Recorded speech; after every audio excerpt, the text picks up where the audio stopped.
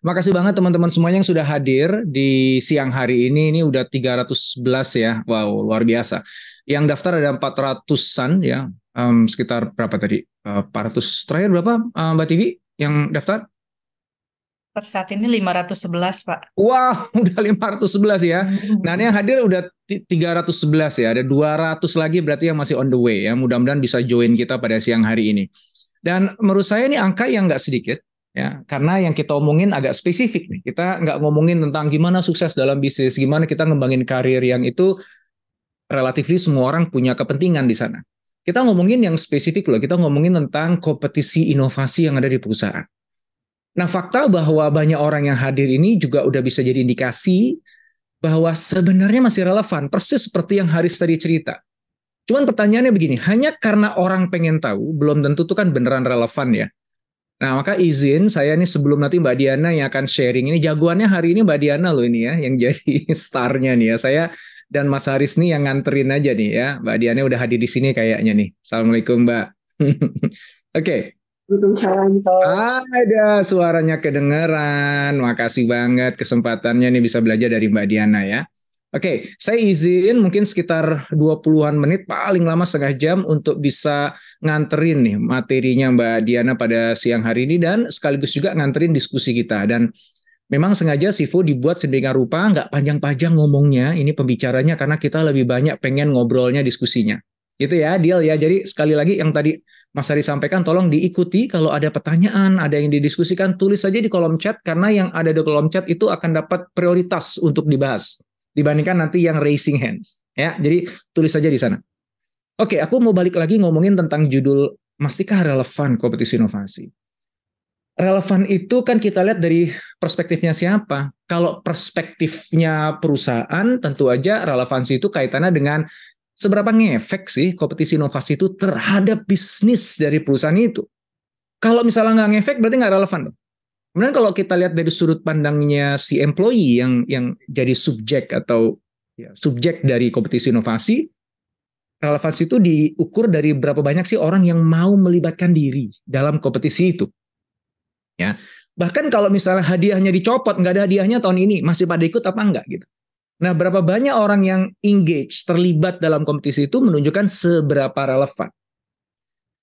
Nah, isu ini kita angkat tentang relevansi kompetisi inovasi karena dua alasan. Alasan yang pertama adalah sekarang ini banyak banget, hampir semua perusahaan melakukan kompetisi inovasi. Dan kalau dulu kompetisi inovasi itu hanya dilakukan oleh perusahaan-perusahaan yang swasta, nasional, multinasional. Sekarang bahkan kompetisi inovasi dilakukan oleh teman-teman di state-owned enterprise, di BUMN, bahkan di pemerintahan. Um, jadi kalau dibilang ada sebuah tren baru kompetisi inovasi, benar ada. Cuman at the same time, di waktu yang sama, banyak orang mulai ngelihat kompetisi inovasi itu apatis gitu. Ya. Kenapa? Karena mereka udah bertahun-tahun mengikuti kompetisi inovasi dan mereka ngerasa bahwa ya ini gini-gini doang gitu. Ya ini cuma ngulang lagu yang sama ini. Dan kayaknya kagak ngefek deh gitu. Ya ini cuman kalau tadi disebut celebration itu aspek yang positif, tapi kalau dalam konteks yang lain bilang ya ini paling cuma untuk seru-seruan aja. Celebration only tapi nggak ada sesuatu yang lebih meaningful di balik itu. Nah sehingga muncul pertanyaan emang masih relevan nggak sih? Apalagi saya alhamdulillah punya banyak kesempatan diundang menjadi juri kompetisi inovasi di banyak perusahaan yang berbeda-beda, industrinya berbeda, dan di proses yang berbeda juga dari awal proses ketika submission sampai kemudian penjurian sampai apa yang terjadi after penjurian. Dan hampir semuanya ketika sudah selesai penjurian ada pemenangnya galau bingung what next-nya. Dan sayangnya kalau galau bingung what next-nya tapi kemudian setelah diberikan tahu caranya, dituntun langkahnya, kemudian ada taking action walaupun tergagap-gagap, itu masih bagus. Yang kebanyakan terjadi adalah what next-nya dibahas terus tidak ada sama sekali akhirnya gitu. Action-nya nggak ada. Nah itu yang kemudian ngebuat kalau sampai ada sesuatu di dalam perusahaan yang sudah dimulai tapi nggak dilanjutkan, itu artinya apa sih? Artinya kan pasti perusahaan akan menilai yang nggak penting. Mungkin tuh nggak relevan dengan bisnisnya kita. Kalau itu penting pasti diterusin kan. Kalau itu relevansinya kuat, pasti diseriusin kan. Nah ini buktinya udah setelah celebration, ada pemenangnya, nggak diterusin. Berarti itu indikasi nggak penting. Berarti itu indikasi nggak relevan. Dan juga jumlah orang yang ikut di dalam kompetisi inovasi itu semakin kesini kok, dalam pengalamanku ya ketika jadi juri ya, ngomong sama teman-teman, kok makin berkurang ya. Padahal hadiahnya ditambah ya. Nah ini jadi a huge question, masih relevan apa enggak? Dan yuk kita bahas hari ini, dan nanti Mbak Diana mungkin akan langsung ngangkat use case-nya di Bank Syariah Indonesia, seperti apa supaya kita bisa ngeliat dari berbagai sisi.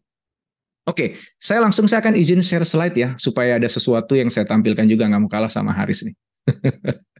Oke, mudah-mudahan teman-teman udah bisa ngeliat. Bisa ya? Oke, excellent. Baik. So, hal yang paling penting nomor satu supaya sebuah innovation competition itu relevant adalah goal yang spesifik. Nah, kenapa saya angkat ini? Karena banyak dari kompetisi inovasi itu goalnya adalah menyelenggarakan kompetisi inovasi. Paham lucunya nggak tuh? so, jadi kamu pengen ngapain? Kita ingin menyelenggarakan kompetisi inovasi. Tujuannya apa? Supaya terselenggara kompetisi inovasinya gitu. Jadi sebenarnya nggak ada goal yang ingin dicapai. Gue mau pergi ke Bogor. Dalam rangka apa? Dalam rangka pergi ke Bogor gitu. Itu kan, itu yang ngebuat jadi oke, kan gitu kan. Tapi kalau clear gitu, gue pengen pergi ke Bogor. Kenapa? Ya gue pengen makan tuh di warung soto di pojok situ tuh enak banget. Nah itu kan clear. Orang jadi emang enak ya di situ ya. Oh ya gue pernah dengar tuh. Kita kesana yuk. Akhirnya perjalanan ke Bogor itu menjadi sebuah media, sebuah jalan untuk mencapai satu tujuan yang itu emang menarik. Nah balik lagi, sayangnya banyak kompetisi inovasi itu tidak didefine goalnya apa. Goalnya adalah menyelenggarakan inovasi itu, kompetisi itu sendiri. Nah ketika kita nggak punya goal, ini tuh nanti rentetan ke belakangnya tuh urusannya panjang.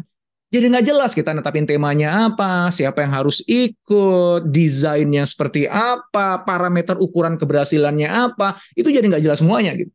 Karena tujuannya yang penting menyelenggarakan kompetisi inovasi.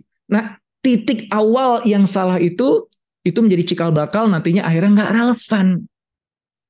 So, bagi teman-teman yang ingin menyelenggarakan kompetisi inovasi, mendingan nih kumpul dulu timnya, kemudian putuskan deh. Tujuan kita buat ini, mau capek-capek ini ngelibatin sekian ratus bahkan mungkin sekian ribu karyawan ini untuk apa? Nah, ketika teman-teman berhasil rumuskan itu dan it has to be specific. Misalnya gini, sekarang ini kita ngelihat ya bahwa growth dari perusahaan kita mulai stagnan karena banyaknya pemain baru yang masuk. Dan yang kedua adalah kita melihat pasar yang jenuh ini juga berdampak pada customer base kita yang juga udah mulai mencari alternatif yang berbeda. Ya. Nah, situasi ini mendorong kita harus bisa ketemu cara-cara baru. Entah itu cara jualannya, atau mungkin produknya, atau mungkin layanannya, atau mungkin channelnya, yang ini bisa breaking stagnation tadi nih. Dan ini real issue, real problem. Yang itu dari BOD ngerasain, sampai yang di lapangan yang jualan juga ngerasain. Sampai yang mendeliver juga ngerasain. So this is everyone's problem. Dan ini kita udah ada di burning platform, di mana kita nggak punya pilihan selain kita lakukan sesuatu. Oke, maka kompetisi inovasi kita tahun ini, goalnya adalah membantu kita keluar dari stagnasi. Nah itu bukan hanya relevan, tapi itu akan memicu semangat orang-orang untuk ikut serta. Mereka kan ingin jadi bagian dari sesuatu yang meaningful kan. Kalau misalnya, lo ikut dong kompetisi inovasi, emang apa sih tujuannya? Ya supaya terselenggara kompetisi inovasi. Dah gitu. Ikut gue dong mau ke Bogor, emang untuk apa ke Bogor? Ya supaya ke Bogor aja sih. Dah kan gitu. Oke, sampai sini dulu. Mohon maaf kalau aku ngasih analoginya yang agak ekstrim ya, tapi mudah-mudahan ini jadinya nancep nih. Betapa, oh iya ya, bagi teman-teman nih yang sekarang di perusahaan udah ada kompetisi inovasi ya, coba deh di rasa-rasa gitu ya.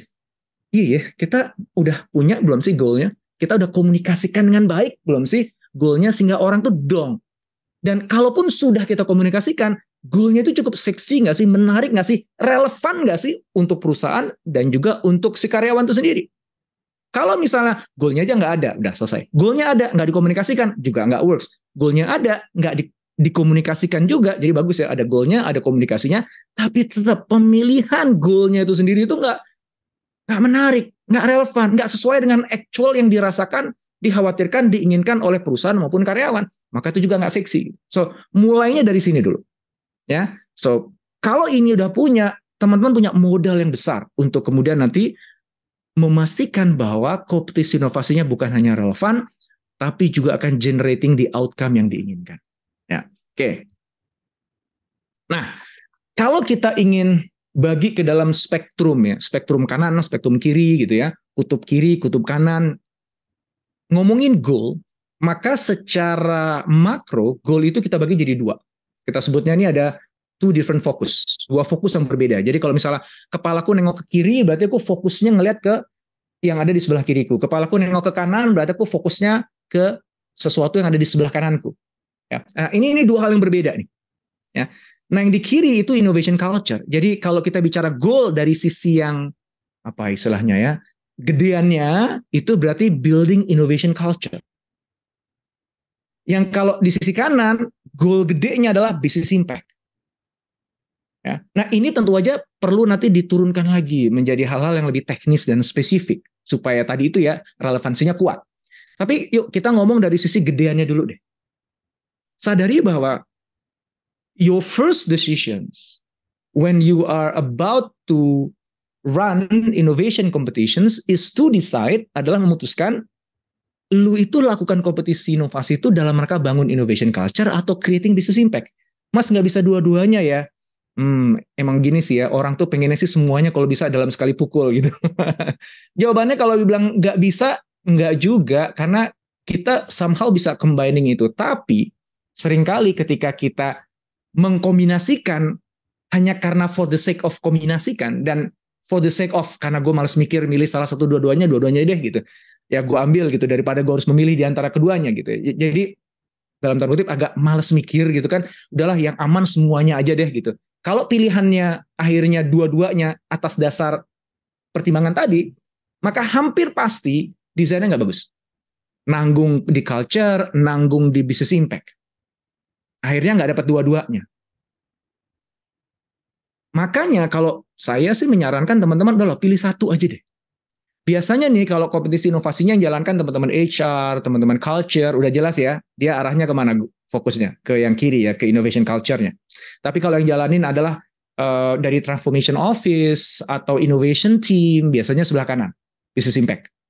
Ya ini kalau kita lihat dari sudut pandang penyelenggaranya. Kenapa begitu? Karena masing-masing penyelenggara yang berbeda tadi punya KPI yang beda-beda.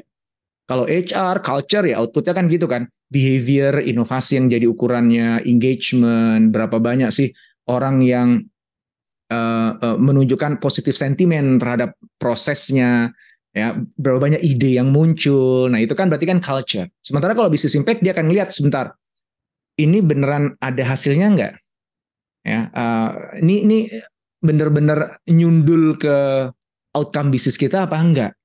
Hitungan ROI-nya gimana? Cost benefit-nya seperti apa? Wah, itu udah very very technical di sana. Ya. Nah, balik lagi, bisa nggak sih digabung Mas Indra? Bisa. Bisa. Karena dua ini kan nyambung kan. Tadi kan diceritain itu. Pixar itu kan berujung akhirnya yang Cars tadi, film Cars tadi kan berujung menjadi sebuah produk yang very successful kan. Artinya itu punya business impact kepada Pixar. Dan itu ternyata datangnya kan dari competitions. Nah, gitu ya. So mungkin juga kita berangkatnya dari innovation culture, tapi akhirnya berujung menjadi business impact. Mungkin banget. Tapi yang perlu disadari bahwa itu dua proses yang berbeda. Tapi disambungin, bukan digabung, disambungin. Mulainya dari kompetisi untuk innovation culture, dapat beberapa ide yang bagus-bagus, yang layak ditindaklanjuti secara serius, dengan sumber daya khusus, dengan ditelatenin secara serius, karena ini punya potensi bisnis, akhirnya masuklah dia ke fase yang kedua, yaitu kompetisi yang ujungnya bisnis impact. Gitu. Ya. Tapi itu kan dua hal berbeda. Yang satu mulainya dari culture, akhirnya kesaring, dapat lanjut ke fase berikutnya. untuk business impact. Kenapa nggak digabung jadi satu, Mas? Karena KPI-nya beda, karena prosesnya berbeda, karena sukses faktornya berbeda. Jadi bisa nggak digabung? Bukan digabung, disambungin bisanya.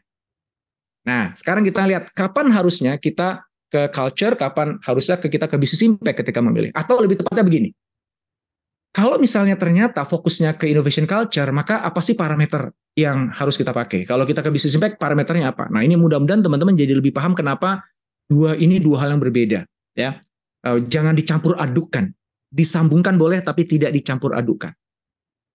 Sekarang kita lihat yang kiri dengan yang kanan ya. Jadi yang kiri adalah innovation culture, goal-nya jelas, building innovation culture, budaya inovasi. Budaya inovasi itu ukurannya apa sih? Perilaku orangnya.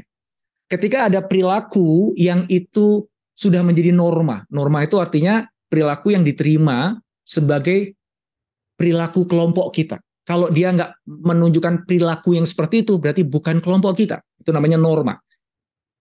Nah, kalau ternyata orang-orang di perusahaan teman-teman semuanya udah menunjukkan perilaku inovatif, misalnya contohnya apa? Dia punya curiosity yang tinggi, dia sering ngajukan ide, sering ngajukan pertanyaan, berani bereksperimentasi, nggak takut gagal, belajar dari kegagalannya, terus. Nah, itu berarti perilaku yang menunjukkan innovative behavior. Kalau perilaku yang sama dimiliki oleh banyak orang, sehingga ketika ada orang masuk ke kelompok itu, mereka terpaksa ngikutin perilaku itu, berarti culture-nya sudah kebangun. Ya. Nah, jadi goal-nya aku buat kompetisi itu sebenarnya bukan untuk cari cuannya, bukan untuk kemudian business goals-nya, bukan kemudian akhirnya punya produk atau services yang itu laku di market, bukan itu goal-nya. Goal gue adalah gue pengen shaping behavior dari karyawan di perusahaan gue, sehingga itu menjadi norma yang lama-lama menjadi budaya. Ya. Jadi beda dengan yang kanan, yang business impact, achieve business goals. Business goals itu semuanya ada kaitannya dengan finansial pasti. Kalaupun nggak finansial, misalnya aku ingin expand ke market yang baru, producing new products, walaupun belum ada duitnya, tapi paling nggak ada potensi nanti menghasilkan duit di masa depan. Nah, itu achieving business goals. Oke ya, itu objektifnya berbeda. Themes-nya ketika kita buat kompetisi inovasi kan harus pakai tema tuh, temanya kan harus spesifik tuh ya. Nah, kalau misalnya culture masih boleh ya agak general. Kenapa? Karena yang paling penting, kita lompat sedikit ke success kriteria, yang penting itu participation. Kalau misalnya kita buat temanya very spesifik, efisiensi anggaran di bagian gudang. Nah, berarti kan yang akan ikut kan cuma orang-orang yang merasa relevan dengan anggaran di gudang kan. Sementara success kriterianya innovation culture adalah partisipasi yang masif. Nah, berarti nggak cocok dong. Ya buat yang general tapi tetap seksi, menarik. Apa tuh misalnya? Meningkatkan kolaborasi antar departemen. Wah, itu kan banyak pain point tuh. Banyak orang yang sering ngomongin departemen lain kan, mengeluhkan departemen yang lain nggak mau support dia dan lain sebagainya. Nah, walaupun itu general, tapi itu relevan. Karena dia punya pain di situ, dia punya harapan juga di situ. Nah, kalau di business impact ya emang harus spesifik. Ya, kamu pengen hasilkan business impact di bagian mana? Efisiensi. Oke, efisiensi yang mana? Dicek dulu. Di dalam organisasi kita yang paling nggak efisien yang mana? Oh, ternyata gudang misalnya. Ya udah, efisiensi di gudang. Very specific. Ya. Nah, dan dapetin efisiensi di gudang tuh bukan dari langit, tapi berdasarkan memang survei internal, kajian internal, ketahuan di bagian ini yang kita perlu banyak ide gitu. Nah, innovation scope-nya, kalau misalnya yang innovation culture itu yang workplace innovation. Inovasi yang fokusnya pada menyelesaikan masalah yang ada di pekerjaan kita sehari-hari. Ya, kalau saya orang akunting misalnya, ya pasti kan di pekerjaan akuntansi itu ada challenge kan, dari dia ngambil data, ngolah data, sampai membuat laporan. Nah, ternyata selama ini buat laporan itu challenging banget gitu ya, datanya nggak pernah dapat, kalaupun dapat nggak pernah sama, ya dengan waktu yang sangat pendek. So there's a problem in creating financial reports. Nah, ketika aku berinovasi untuk itu, maka itu disebut dengan workplace innovation. Kenapa kok sebaiknya workplace innovation yang dekat dengan keseharian? Karena balik lagi, tujuannya, ujungnya adalah kita pengen dapetin participation. Supaya semua orang tuh terpanggil mau innovate. Kalau misalnya inovasinya harusnya terkait selalu dengan produk baru. Kan gue bukan orang produk, Pak. Ya berarti gue nggak bisa dong ikutan dalam kompetisi itu. Oh, digitalisasi, gue nggak ngerti urusan digital, Pak. Berarti ini bukan untuk gue. Nah, sekali lagi, innovation culture Sukses kriterianya adalah participation, engagement, keterlibatan orang, dan relevance. Makanya scope-nya workplace innovation aja. Beda dengan kalau business impact. Ya kalau business impact ya clear. Business innovation, innovation yang menghasilkan cuan nantinya. Entah itu creating new product, new services, new system, atau bahkan business model. Kenapa? Karena kriterianya juga spesifik, kualitas dari inovasinya. Sejauh mana itu punya keterbaruan, efektivitas menyelesaikan masalahnya, seberapa besar dia creating value. Metrik yang dipakai juga business metric, ya kan? Traction dari marketnya, kemudian berapa banyak, seberapa cepat ROI-nya dan sebagainya. Ya. Nah, competition prosesnya juga beda nantinya. Kalau misalnya culture, festive, fun, ya, yang seru, rame, panggil artis kalau perlu nggak apa-apa gitu. Simple, maksudnya apa? Ya jangan dipersulit lah. Orang kalau mau join tinggal satu klik dia langsung join lah. Jangan sampai kemudian kita pengen bangun budaya inovasi, tapi buat proposalnya aja, proposalnya 50 halaman. Kemarin saya baru aja pulang soalnya dari luar kota, dari sebuah perusahaan yang lagi menyelenggarakan kompetisi inovasi, dan proposalnya yaitu buat karya ilmiah, bukan proposal inovasi sebenarnya. Teman-teman pasti ada yang senyum-senyum nih, iya mas di perusahaan gue gitu ya. Ya biasanya yang udah agak lama perusahaannya, agak tradisional, yang dari dulu udah ada kompetisi, tapi kompetisi itu yang mendesain dulu dari akademisi, sehingga output atau bentuk proposalnya adalah karya ilmiah. Jadi harus ada pengantarnya, ada rujukan teorinya gitu. Banyak kayak buat tesis S2 gitu ya. Nah kalau misalnya innovation culture nggak boleh begitu, harus sesimpel mungkin. Kalau perlu one page proposal, make it as simple as possible, inklusif, semua orang harus bisa ikutan, dari security yang ada di depan sampai orang gudang yang nggak pernah kelihatan, direksi yang ada di atas, sampai mereka anak magang pun harus bisa ikutan. Nah, itu beda dengan business impact. Nah ini kerap kali memilih desain dari kompetisinya pun juga serius. Jadi dia ngangkat case dulu.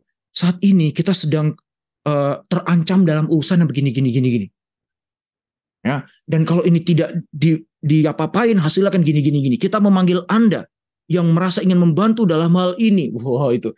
Jadi serius. Tapi engaging, menarik kan? Wah ini ada kayak Mission Impossible nih, gue terpanggil nih untuk ikutan kontribusi gitu. Nah, kemudian intensif. Proses kompetisinya itu harus ditelatenin sedemikian rupa sehingga outputnya beneran konkret. Kalau yang di innovation culture, katakanlah gini, output inovasinya mah mungkin kalau dilombakan level nasional nggak menang gitu. Karena ya impact bisnisnya mungkin nggak terlalu besar dan juga mungkin nggak terlalu konkret. Nggak apa-apa. Selama yang ngajukan proposal kayak gitu banyak. Karena yang dicarikan, yang penting orang mau terlibat dulu, yang penting orang mau ngeluarin idenya dulu, yang penting orang pede dulu kan gitu. Tapi kalau yang business impact enggak. Pesertanya dikit nggak apa-apa, tapi quality. Dan proses proposalnya agak ribet panjang nggak apa-apa. Emang karena kita lagi kejar business impact gitu. Selektif banget kita di situ. Ya. Tentang budget resources, kalau misalnya culture itu basically yang penting eventnya jalan aja. Jadi biaya event lah. Kita membuat seminarnya, untuk campaignnya, iklan atau kita main di media sosialnya, ya. Kemudian ada penyelenggaraan awardingnya, kayak gitu-gitu, event aja. Kalau di business impact, mungkin biaya terbesar bukan pada eventnya. Biaya terbesar justru malah pada memberikan sumber daya agar memastikan setiap proposal yang udah kelihatan bagusnya itu benar-benar ditindaklanjutin, dikulitin, dibahas lagi, dikritisi lagi, disempurnakan lagi, diimplementasikan, diiterasi sampai jadi. Nah, biayanya tuh biasanya paling banyak di situ. Nah, di bagian itu konsultan biasanya ikutan punya peran. Ya, atau innovation coach punya peran di sana. Oke, mudah-mudahan dari sini teman-teman udah mulai kebayang ya, di mana letaknya kompetisi yang biasanya saya jalankan di perusahaan. Apakah di innovation culture atau di business impact atau di tidak kedua-duanya karena serba nanggung. Nah, dengan kesadaran itu mudah-mudahan teman-teman nanti bisa mendesain kompetisi yang lebih baik lagi. Ketika teman-teman punya fokus yang jelas, goal-nya juga udah clear, maka kita nggak akan terjebak pada innovation theater yang tadi Haris cerita. Kita seringkali tertipu dengan event yang megah, mewah, keren, tapi sebenarnya itu nggak menghasilkan apa-apa gitu. Nah, kalau kita bicara tujuan perusahaan, kan bukan itu. Kita kan bukan entertainment company untuk membuat happy seluruh karyawan saja kan. Harus ada value bagi perusahaannya kan. Nah, mudah-mudahan dengan tadi yang saya udah jelasin, teman-teman punya clarity yang lebih terkait dengan how you design innovation competition-nya. Oke, so waktu saya udah habis nih ya. 5 menit lagi Pak Indra masih ada. Oke, 5 menit lagi ya. Oke, gini aja. Saya akan lompat ke sini aja deh, Riz. Ya. Nanti gini aja deh bagi teman-teman semuanya yang memang khususnya teman-teman yang ada di HR atau teman-teman yang ada di Transformation Office atau Innovation Office yang pengen tahu lebih dalam tekniknya, caranya, dan diskusi langsung sama saya, kita buatin event khusus aja deh. Riz, boleh ya? Nanti teman-teman yang berminat ngomong sama siapa nih? Sama Mbak TV? Sama Mbak TV ya? Daftar Mbak TV, nanti kita arrange waktu khusus deh. Ya. Cuman itu ya kita batasin hanya kepada teman-teman emang gue dalam waktu dekat harus ngebuat ini nih Mas Indra, bantuin gue dong. Aku dengan senang hati luangin waktu untuk teman-teman semuanya. Nah ini aku kasih clue-nya aja dulu deh. How to design innovation competition. Yang pertama adalah frame competition around specific themes. Aku udah cerita banyak tentang hal ini. Cuma pertanyaannya, caranya gimana Mas Indra? Oke, aku kasih clue-nya. Caranya adalah turunin dari corporate strategy. Ya. Nah, tapi nuruninnya itu kan nggak mudah. Gimana kita classify-nya itu? Mana yang masuk ke culture, mana yang masuk ke business impact. Di business impact itu pun yang mana yang harus kita tekankan. Nah, maka kalau kami di CIAS, kita punya alokasi waktu khusus ketemu dengan BOD atau BOD-1 untuk diskusikan tentang hal ini.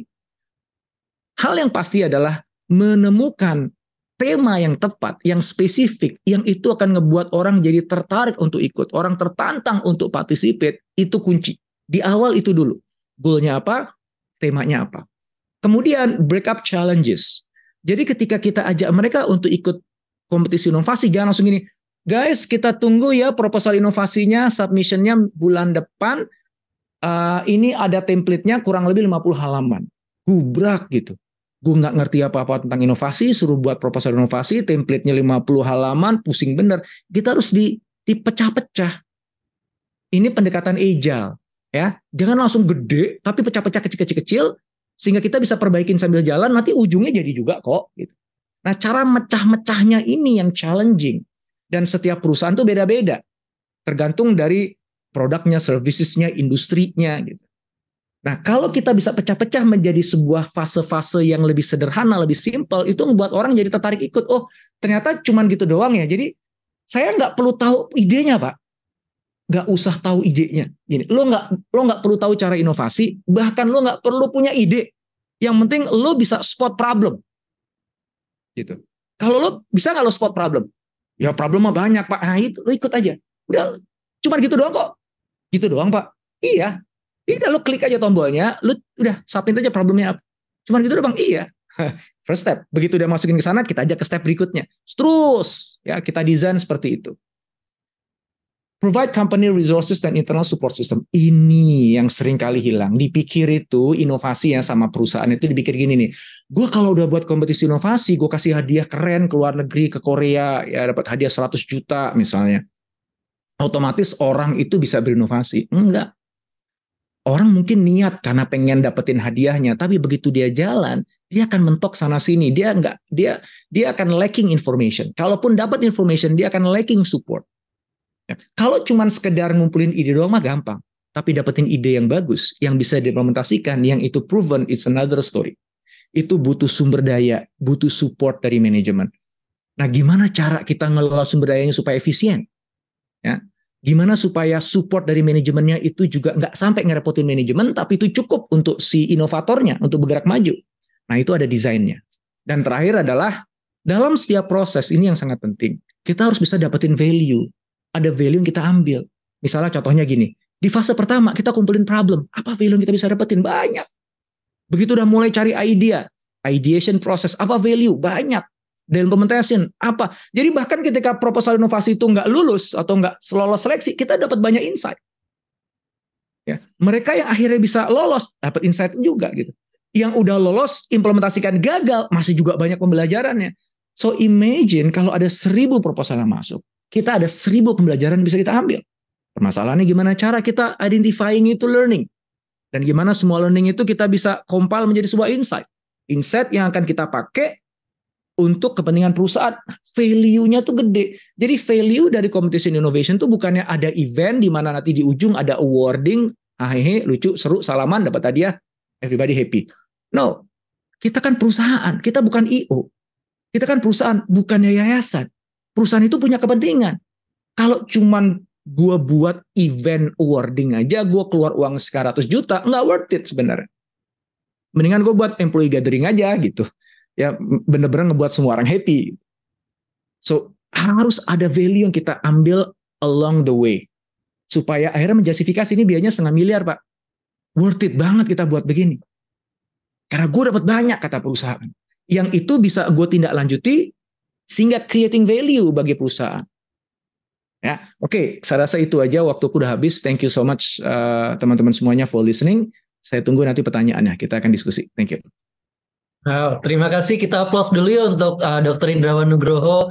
Luar biasa sekali ya sharingnya, dan bila saya simpulkan itu ya Bapak Ibu, penting sekali untuk kita menentukan fokus ya, culture atau business impact, dan tadi 4 elemen ya yang perlu kita embed ketika kita melakukan desain sebuah innovation competition. Nah, semoga kita udah dapat banyak insight kaya, tapi itu not enough ya, saya yakin tentu kita mau tahu juga nih perspektif dari korporasi, dari seorang yang sudah mendeploy dan memanage sebuah innovation competition secara real dan di perusahaan sebesar Bank Syariah Indonesia, yang itu juga sebelumnya gabungan dari Bank Syariah Mandiri, BNI Syariah, BRI Syariah, yang itu tentu luar biasa besarnya ya, tentu skalanya. Jadi saya izin materinya. Sebelum itu saya izin memperkenalkan Ibu Diana. Jadi Ibu Diana Habibi saat ini adalah Head of Culture Specialist di Bank Syariah Indonesia. Sebelumnya Ibu Diana, ya kita panggilnya Ibu Diana, juga menjadi head ya untuk di berbagai divisi bisnis dan juga operations. Jadi sangat perspektifnya saya yakin sangat luas, sangat diverse ya dari segi people dan juga bisnis. Dan kita lihat ya di bagian awards, beliau juga seorang inovator ya, corporate inovator sejati nih yang ikut innovation competition dan bahkan menang ya, more than once. Jadi bukan hanya manage competition, tapi beliau juga ikut dan memenangi competitionnya. So saya yakin akan interesting sekali ya kita dengar langsung aja dari perspektif ya Bu Diana. Silakan Bu Diana, saya welcome untuk share insight dan materinya. Terima kasih. Baik, terima kasih Mas Haris, Coach Indrawan. Assalamualaikum Coach, Assalamualaikum Bapak Ibu semua. Waalaikumsalam warahmatullahi wabarakatuh. Baik, Bismillahirrahmanirrahim. Dikulum-kulum, dikunyah-kunyah. Assalamualaikum semuanya. Biar Waalaikumsalam. saya dari tadi amazed dengerin Coach Indrawan. Jadi mungkin pertama ya, sebelum saya sharing lebih jauh, disclaimer dulu bahwa momen kita sore ini kita belajar sama-sama ya Coach Indra. Nah, belum banyak sebenarnya yang BSI lakukan Coach, Bapak Ibu semua. Cuman mudah-mudahan bisa ada insight-nya. Kita juga bisa saling sharing. Saya tadi menyimak luar biasa, banyak banget. Belum mulai aja udah banyak nih yang dikantongin dan men-challenge diri kita juga nih di internal BSI. Nah, sesuai request dari Mbak Tiwi ya, saya coba sampaikan apa yang saat ini berjalan di BSI, tapi sekali lagi disclaimer bahwa kami juga masih dalam tahap terus belajar dan terus mengembangkan supaya benar-benar inovasi ini menjadi culture. Dan kalau ditanya, kalau tadi kita balik ke apa yang Coach Indrawan sampaikan, ya perspektif kami di perspektif culture-nya ya. Tadi kan ada 2 perspektif about innovation culture or business impact. Kita mostly ada di sebelah kiri. Nah, saya hadir juga bareng teman-teman yang handle innovation, ada Kang Aden, ada Mas Kiki, dan boleh dibantu Mas Kibeng ya untuk share materinya. Nah, tadi Coach Indra ngingetin, kalau kita mau bikin sebuah kompetisi harus clear banget sebenarnya buat apa. Karena kalau nggak jelas mau kemana itu kan jadi dibawa kemana-mana juga ikut aja ya Coach. Dan untung apa enggak gitu, itu nggak kita kepikiran gitu. Nah, jadi saya sampaikan dulu background dari BSI. Boleh next slide ya Mas Kibeng. Jadi BSI ini lahir dari 3X Legacy. Kami ini sebenarnya secara, kalau kita lihat ya visinya BSI itu menjadi top 10 Global Islamic Bank in terms of market cap. Jadi ini aspirasi yang luar biasa besar, kita mau main di level global. Ditambah lagi kami lahir dari 3X Legacy, tadi Mas Haris sempat sebutin, kami dari Mandiri Syariah, BNI Syariah, di mana ketiganya ini adalah sebelum merger adalah bank-bank yang ada di papan 15 dan 20 nih, Coach Indra.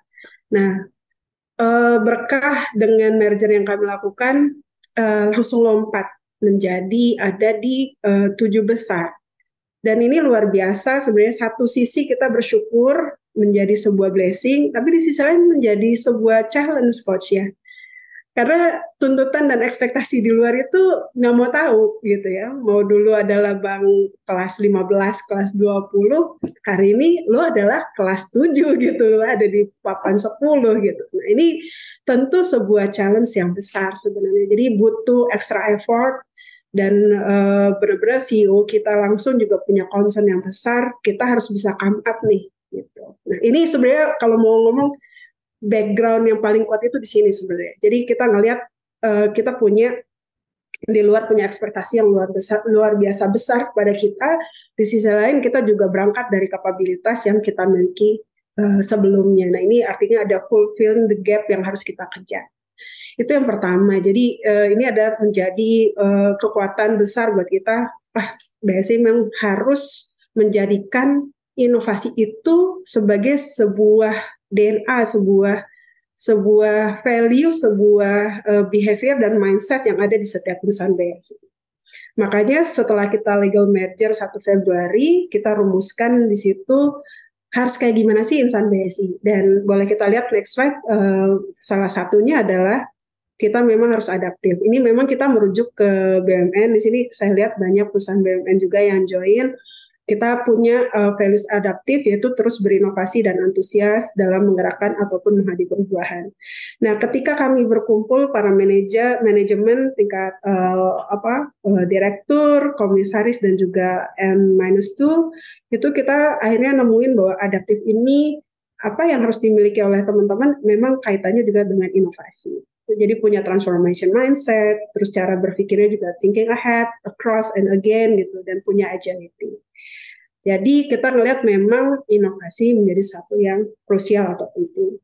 Nah, sebelumnya dulu Mas Gibeng. Nah, BSI sendiri sebenarnya dari ex legacy yang ada, kompetisi itu udah sering dilakukan sebenarnya. Dan Coach Indra sebenarnya salah satu yang luar biasa mendampingi kita ya selama ini. Dan ketika kita merger, itu kita lanjutkan kompetisinya. Tapi balik lagi, diapresiasi, tapi pertanyaan selanjutnya, and then what gitu kan. Itu pas saya baru masuk, pindah dari digital banking product gitu ya, masuk ke culture, itu salah satu statement yang keluar dari direktur utama kita. Oke, good, you have the competition, punya pemenang-pemenangnya, and then what gitu. Dijalanin nggak, jadi barang nggak, itu salah satu challenge yang membuat kita berpikir tuh Coach. Jadi ini perspektifnya perspektif corporate ya, dan menurut saya itu bagus sekali membuat kita berpikir. Dan akhirnya kita coba lihat referensi dan belajar. Jadi kita memang harus menyadari, tadi Coach sebenarnya udah nyampein paradoks, atau bukan paradoks, mungkin kita sebut dua kutub yang sangat berbeda, culture dan business impact. Dan kalau kita lihat memang kita sadari bahwa di dalam kehidupan seharian kita di perusahaan, kita punya dua dunia yang harus kita manage, yaitu dunia tentang eksploitasi dan dunia tentang mengeksplorasi. Exploit dan explore. Boleh next slide. Ini saya izin share Coach, ini salah satu memang referensi yang kita ya diskusi juga sama Coach dan teman-teman Cias, yang akhirnya kita ngeramu sampai akhirnya masih berjalan program inovasi yang kita lakukan. Nah, jadi ada dua dunia ini yang sebenarnya ya frankly speaking ya kebanyakan dari kita itu fokus banget di dunia eksploitasi. Exploit itu apa sih? Itu adalah real bisnis kita sehari-hari. Ya, itu yang sebelah kanan atas, itu nggak boleh ada yang namanya salah. gitu ya. Kayak kami nih di bank, apalagi bank nih Coach Indra kan juga suka dengerin keluhan kita kan, aduh susah nih Coach, inovasi regulatornya luar biasa nih, regulasinya gak gampang. Ya karena memang di dunia eksploitasi kita nggak diperkenankan salah sama sekali, karena kita harus deliver result yang sesempurna mungkin, karena ini udah dikonsum oleh customer kita. Gitu. Nah di sisi lain, kalau kita hanya mikirin dunia yang udah ada, atau bahasa gampangnya bisnis yang sekarang udah jalan dan jadi cash flow-nya kita, itu akan bahaya buat masa depan. Kalau kita hanya ngandelin itu, nggak ada kita menurture ide-ide yang kemungkinan akan menjadi bisnis kita di masa depan. Sehingga penting ada namanya dunia explore gitu ya. Nah, jadi kami ini sebenarnya fokusnya di sebelah kiri bawah ini, membantu insan-insan BSI untuk bisa mengeksplor. Di sini, karena sifatnya belum di level production, orang boleh salah. Bahkan kita membiayai itu sebagai bagian dari pengembangan untuk insan BSI. Tadi di slide-nya Mas Haris sempat ditulis tuh ada salah satu rujukan dari bukunya Daniel Pink ya tentang drive, di mana seseorang itu kadang bukan hanya sekedar masalah materi, dia dapat grant berapa, tapi mendapatkan authority atau otonomi untuk melakukan yang dia suka. Gitu ya, itu juga menjadi sebuah cara untuk orang HR juga nih memaintain para best talentnya. Nah jadi kita ngelihat ini ada, kalau kami mendefinisikan gitu ya ngobrol, lihat tim culture ini lebih banyak memfasilitasi di dunia yang sebelah kiri bawah ini.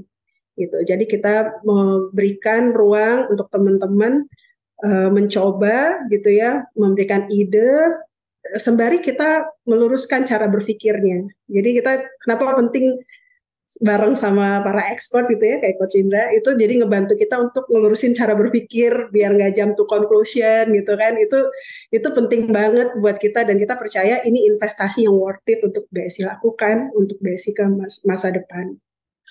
Nah, jadi ini saya izin memang capture salah satu sharing dari Alex waktu itu, salah satu penulis bisnis model Canvas, yang dia sampaikan bahwa kita nggak mungkin bisa dapetin ide yang akan jadi pemenang di market tanpa kita berinvestasi ke ide-ide yang tadi belum kepake. Bahkan Coach juga pernah cerita di salah satu bank syariah terbesar di Indonesia, di dunia itu belasan ribu ide inovasi, tapi yang apply di market dan akhirnya menjadi bisnis itu hanya 19. Artinya memang kita harus investasi di situ. Ini sebenarnya kalau buat teman-teman yang orang marketing, kenal ya namanya pattern management. Datengin 10 orang, yang nanggepin 3, yang akhirnya beli barang kita cuma 1. Nah sebenarnya prinsip itu mirip juga di inovasi gitu. Ada 10 ide, 3 mungkin boleh dicoba gitu, karena lempeng nih cara mikirnya, boleh dicoba 3 gitu. Akhirnya cuma 1 mungkin yang worth it untuk ya udah dibiayain lebih lanjut untuk di develop. Nah itu hal pertama. Ini buat sharing aja, saya izin mohon izin banget ini karena kami jadikan referensi. Nah lebih detail kalau kita juga coba belajar dari perusahaan-perusahaan yang kita tahu luar biasa, termasuk yang di Indonesia. Kita tahu ada Astra, kemudian juga kita lihat Amazon gitu. Kita memperhatikan bagaimana sih mereka begitu seriusnya terhadap inovasi gitu. Dan kita dapat salah satu ilustrasi juga itu dari Bosch di next slide deh. Itu saya dapat sharing Coach bahwa mereka itu investasinya emang gede sampai 420.000 euro. Tapi mereka ngerasa dengan invest segini mereka bisa akan dapetin ide-ide yang layak untuk masuk ke dunia eksploitasi, atau jadi layak untuk masuk ke production kalau bahasa di IT gitu. Jadi daripada kita maksa inovasi, oke, orang bisnis inovasi terus berpikir terus langsung dikembangin, langsung ditaruh di market, akhirnya nggak fly, lebih baik kita invest dengan cara ini. Jadi ini sebenarnya sumber inspirasi kami di 2022. Akhirnya kita ngobrol sama Mas Indra. Sebenarnya gimana caranya gitu ya, karena kita di challenge nih sama Pak Dirut nih, lo udah kompetisi terus apaan gitu kan. Nah akhirnya ngobrol, nah akhirnya jadilah apa yang kita desain dan sampai hari ini masih kita upayakan terus dikembangkan. Di slide berikutnya boleh deh. Nah ini adalah apa yang kita lakukan. Memang fokus kami sekali lagi kalau di tim culture adalah membangun culture-nya, dan kita juga berusaha bagian juga dalam meretain para talent-talent kita terbaik. gitu ya, dengan memberikan keluangan mereka untuk bisa mengeksplor apa yang mereka ingin coba gitu. Nah ini kita ujungnya kan kita bicara kompetisi ya, ini ada innovation competition. Jadi sebenarnya kalau saya bisa bilang kompetisi yang kami lakukan ini sebenarnya ada dua sih.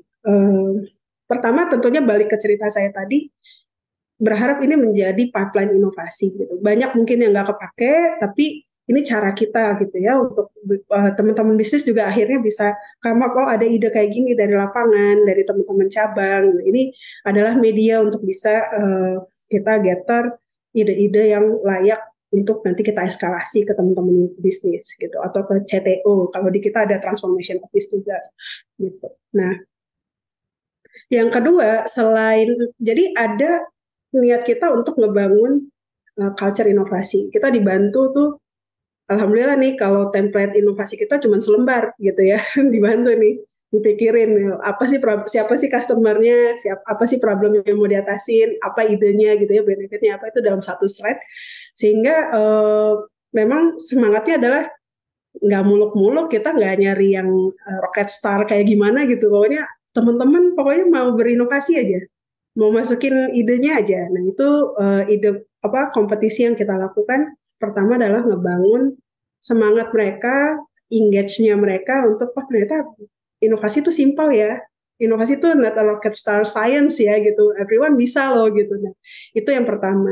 Nah, yang kedua manfaatnya juga adalah karena kami bikin kompetisi itu ada dua kategori, best idea dan best implementation. Kalau yang saya ceritain tadi adalah best idea. Jadi orang dengan gampang berpikir, oke, ada problem ini nih, masukin submit gitu ya sebagai ide inovasi. Nah, yang kedua adalah best implementation. Ini sebenarnya juga bagian dari apresiasi ke teman-teman yang emang kebetulan mungkin dia diinkubasi, dari best idea tahun sebelumnya kita coba pilih, lalu kita inkubasi gitu ya untuk kita validasi apakah ide itu layak untuk nanti lanjut dieskalasi lebih jauh menjadi inisiatif strategis di unit bisnis. Yang kedua juga ngebantu teman-teman bisnis unit sebenarnya coach yang mereka udah jalanin gitu ya by given ya, aku beruntung kebetulan aku di retail deposit group dapat inisiatif strategis gitu ya, tapi kan dengan kompetisi ini mereka di challenge ketika mereka mungkin datang gitu ya rasa pasti menang gitu ya, tapi kan di challenge di sini cara berpikirnya, framework berpikirnya gitu ya. Dan ini menurut kita sekali lagi ini adalah investasi buat sumber daya insani kita gitu. Sehingga mereka yang tadinya mungkin cuma take it for granted, ini ada inisiatif, aku kerjain, terus aku daftarin. Tapi ketika dia menjalani kompetisi ini, di dalam perjalanannya, mereka kan jadi di challenge. Lu tuh bikin ini buat ngatasin problem apa sih? Itu kan mereka mikir gitu. Bikin buat apa ya? Gitu ya. Jadi mikir yang tadinya mungkin mikir ya di luar ada, jadi gue bikin. Ini di challenge untuk berpikir. Jadi ngebangun cara berpikir inovasi yang seharusnya gitu. Ini jadi kita ngeliat gitu sih coach. Jadi manfaatnya kompetisi ini nggak cuma tadi satu hal benar kita bangun culture-nya, hal yang lain along the way, teman-teman yang memang deal sehari-hari dengan inisiatif-inisiatif pengembangan produk, mereka juga terbangun makin tajam gitu ya, supaya harapannya karena mereka adalah orang-orang produk, mereka makin bagus, makin baik dalam mendefine setiap development produk yang mereka lakukan. Jadi itu kita lakukan karena kita ngelihat ini memang investasi yang layak untuk insan BSI. Dan tentu ini bisa berjalan nggak bukan karena bicara culture, endorsement dari number one itu sangat penting. Tahun lalu waktu kita merger, kita jalanin kompetisi itu 154 proposal masuk. Dalam kondisi kami lagi merger tuh, lagi ngelainin nasabah, harus ganti buku, dalam kondisi pandemik itu alhamdulillah bisa kita jalanin gitu ya, kita apresiasi mereka. Di tahun 2022 kita keluarin satu tagline, one unit, one innovation, cara mereka submit juga dipermudah gitu ya. Dibantu sama Coach Indra juga untuk bikin template yang sesederhana mungkin. Finally kita bisa masuk proposal 2.384. Ini luar biasa lonjakannya, partisipasinya, endorsement dari paling atas.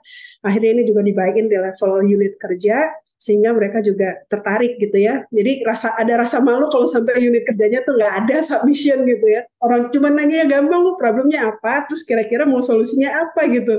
Nah itu membuat mereka secara mudah come up dengan apa yang kita bawa gitu ya, apa yang kita sampaikan. Dan dari situ berkembang tahun lalu tidak hanya best idea, best implementation, best idea secara breakthrough, kita juga mengapresiasi mereka yang memberikan ide-ide small win, karena setiap region itu kita kasih muatan lah untuk mencoba ide mereka, dan kita pick juga para the best-nya untuk diumumkan di dalam kompetisi kita di BSI Excellence Award.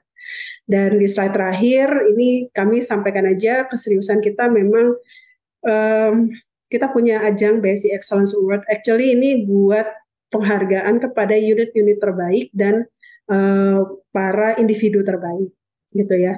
Nah, tapi karena kita paham bahwa BSI perlu punya challenge yang besar, itu diberikan ruang khusus, ada satu kategori, itu adalah untuk best innovation. Jadi inovasi masuk di dalam list kategori khusus di dalam BSI Excellence seperti ini. Dan ini mungkin kalau di dalam culture disebut sebagai artefak, sebagai simbol gitu ya, untuk menandakan bahwa ini salah satu simbolnya. Meskipun di sisi lain coach, mereka dengan dibekali gitu ya, terus dikasih modal juga untuk mencoba, itu membuat apresiasi ini nggak hanya didapatkan oleh mereka para the best-nya, tapi juga teman-teman yang sudah mencoba. Nah mungkin itu Coach Indra, Mas Haris, sedikit yang bisa kita share. Sekali lagi BSI masih belajar, jadi mudah-mudahan, karena kita percaya bahwa iya ya, di Indonesia tuh muslimnya banyak banget gitu, tapi kok ya pakai syariah masih dikit gitu. Itu salah satu challenge gitu, something wrong gitu. Nah itu ajang ini memang salah satu tempat kita untuk berpikir dan mencari ide untuk bisa terus ningkatin layanan kita ke customer kita. Itu mungkin Coach Indra, mohon maaf kalau ada yang kurang berkenan. Terima kasih Mbak Diana sharingnya.